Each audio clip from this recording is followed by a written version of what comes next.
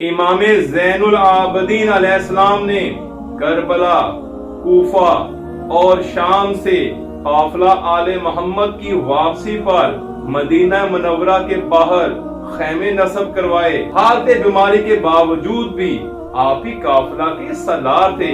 امام سجاد علیہ السلام نے شاعر بشیر بن جزلم کو بلا کر فرمایا کہ مدینہ منورہ جا کر اہل مدینہ سے کہو کہ امام سجاد علیہ السلام امام حسین علیہ السلام کی شہادت کے بعد اپنی پھوپھیوں اور بہنوں کے ہمراہ مدینہ رسول صلی اللہ علیہ وآلہ وسلم کے باہر بیٹھے ہیں۔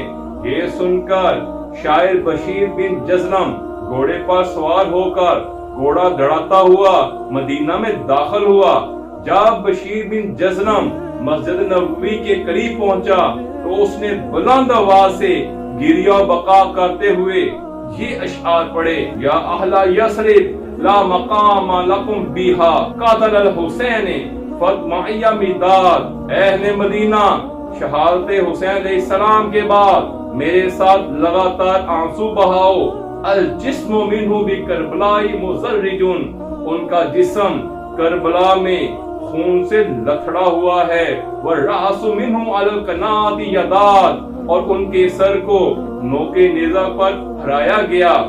امام سجاد علیہ السلام 95 ہجری میں بعمر 57 برس مدینہ المنورہ میں شہید ہوئے۔ امام باقر علیہ السلام نے آپ کی تجہیز و تکفین کی اور امام حسن علیہ السلام کے پہلو میں جنت البقیع میں آپ کی تدفین کی۔ امام زین العابدین علیہ السلام کی شہادت کے برس مدینہ المنورہ میں بہت سے علماء اور فقہا وفات پا گئے، لہٰذا اس سال کو اسی وجہ سے سنۃ الفقہا بھی کہا جاتا ہے۔